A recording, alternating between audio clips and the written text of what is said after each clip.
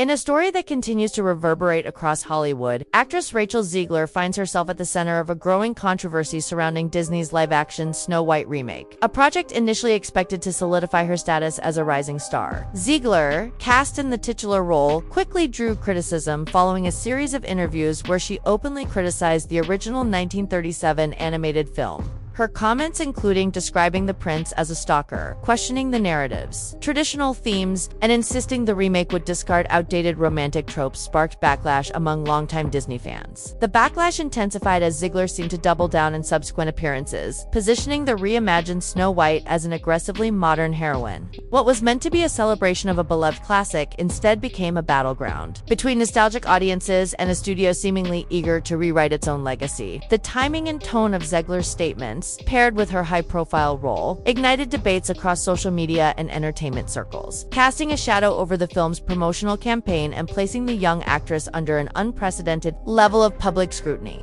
The controversy, once a slow simmer, quickly boiled over into a cultural flashpoint, adding fuel to the fire. Zegler's public demeanor, particularly her perceived confidence, has become a key talking point in the discourse. One quote, in particular, captured attention. "People will always come see me no matter what." Though likely said in jest or confidence, the statement has been widely viewed as emblematic of arrogance. As criticism mounted, Zegler's actions online seemed oblivious to the negative reception. She posted videos of herself sitting alone in empty theaters during screenings of her films, including Snow White. While her intent may have been innocent or artistic, the optics were damaging. To observers, the images served as painful metaphors for the film's waning public interest. The empty seats spoke louder than any quote or post, reinforcing the narrative that the film was faltering and that Zegler's star power might not be enough to salvage it. These posts, repeated multiple times, struck many as tone-deaf, if not outright delusional. Rather than dampening the backlash, they became meme fodder, weaponized across platforms by those eager to criticize both the film and its lead. In the modern digital landscape, perception can shape reality, and Zegler's perceived detachment from the unfolding fallout only heightened tensions. While Disney's Snow White spiraled downward, another film emerged as an unexpected box office juggernaut, Minecraft, initially dismissed by many in the industry as a gimmicky adaptation of a blocky video game.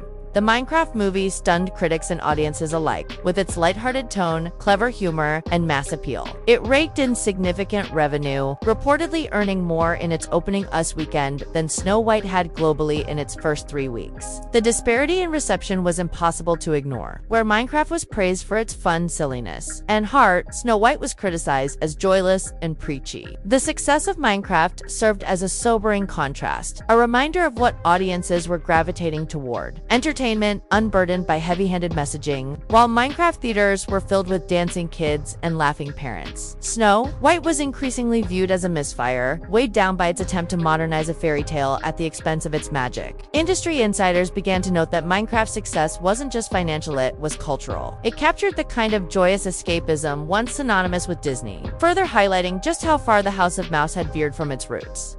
It was during this volatile period that rumors began circulating of a confrontation between Rachel Zegler and actor Jack Black, who stars in the Minecraft movie and is widely beloved for his roles in Kung Fu Panda and School of Rock. According to multiple unconfirmed but persistent reports, Black questioned Zegler on how she was handling the intense backlash surrounding Snow White. Allegedly, he confronted her about her public dismissal of criticism and her labeling of detractors as trolls. "Do you think calling fans trolls is helping?" he is rumored to have asked. The encounter, whether real or exaggerated by internet lore, quickly caught fire online. Depending on which version of events one believes, Zegler either became emotional, stormed off the set, or broke down in front of Disney executives. Some sources even suggest this was the breaking point that pushed her into therapy, though that detail remains unconfirmed. What is clear is that following this rumored exchange, the promotional tour for Snow White abruptly lost steam. Zegler's previously active social media accounts went quiet, and Disney began issuing carefully worded statements that offered little substance, suggesting damage control was in full effect behind the scenes. Behind closed doors, Disney executives reportedly entered panic mode. With the film's release imminent, test screenings yielded poor reactions. Audience members described the film as emotionally flat, tonally inconsistent, and lacking the magic expected from a Disney release. Entire scenes were being cut or re-edited in the final weeks, while marketing budgets were slashed and redirected. Disney CEO Bob Iger was said to be personally alarmed by the negative feedback, questioning how a project with billion-dollar potential had veered so far off course. Internally, the studio scrambled to salvage the production. Emergency reshoots were ordered, PR teams worked overtime, and meetings became increasingly tense. Yet, despite these efforts, the film's fate appeared sealed. The situation evolved from a disappointing launch into what industry insiders referred to as a full-scale implosion. The film was no longer just underperforming Night, was symbolizing a wider failure in Disney's creative and strategic approach. In contrast to the effortless joy of Minecraft, Snow White began to feel like a cautionary tale of overreach, arrogance, and misjudged audience priorities. Zegler attempted to weather the storm by maintaining a public-facing image of optimism and strength. She posted filtered selfies, shared inspirational quotes, and amplified messages of support from fans. Yet, observers noted a shift in tone. Her posts began to feel forced, more like a desperate attempt to cling to positivity rather than a genuine expression of confidence. This perceived disconnect between her outward persona and the chaotic reality surrounding her only invited further scrutiny. The internet, ever quick to sense vulnerability, reacted in polarized fashion. While some users empathized with the immense pressure she faced, particularly as a young woman in an unforgiving industry, others seized the moment to mock and meme her missteps. Her once promising trajectory appeared to unravel in real time, as each update added another layer to a growing narrative of hubris followed by downfall. Zegler's rise and fall became a case study in modern celebrity culture, where a single comment or expression can go viral, and public perception can swing wildly from adoration to disdain. At the heart of the controversy, Jack Black's rumored remarks have taken on symbolic weight. Too many. His alleged confrontation wasn't just a veteran scolding a newcomer. It was the voice of reason amid chaos. The idea that Black, known for his joyful and grounded performances, would question the direction of Disney's messaging resonated with disillusioned audiences. Whether he truly delivered a blunt wake-up call or simply raised a concern, his involvement gave the story new gravity. It felt like a tipping point in internal clash between traditional entertainment values and the industry's growing emphasis on moral messaging.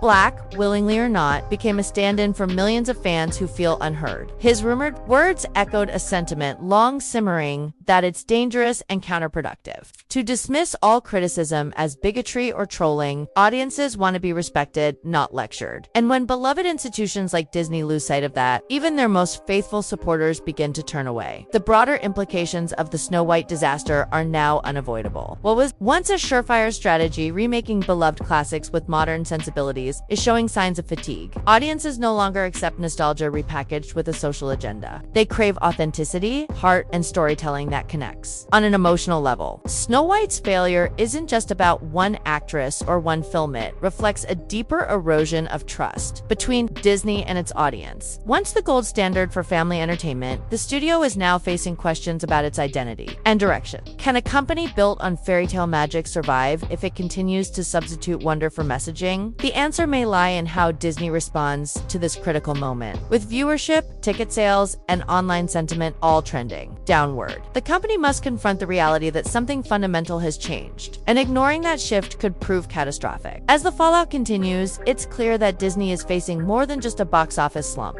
The studio's brand, once untouchable, is now under serious threat. Future projects are likely to face heightened skepticism, with fans dissecting trailers, casting decisions, and promotional statements long before release. The trust that once allowed Disney to experiment freely is eroding, and Snow White may be remembered not for its story, but as the spark that ignited a broader rebellion among viewers. The backlash isn't simply about conservative versus progressive values, it's about storytelling, connection, and the sense that a beloved institution has lost its way. The louder the message, the more audiences seem to tune out. That's the lesson many believe Disney must confront if it hopes to retain cultural relevance. The days of guaranteed success based on brand loyalty alone appear to be over. Finally, the most ironic twist of this saga lies in the comparison between Snow White and Minecraft. One film, based on a world of blocks and pixels, managed to deliver more heart and joy than a lavish, expensive Disney remake. Minecraft didn't try to teach it, simply entertained. And that difference is everything. Audiences have made their preference crystal clear. They're choosing fun over lectures, connection over condescension, and sincerity over corporate gloss. Disney now faces a critical crossroads. Reconnecting with what made its stories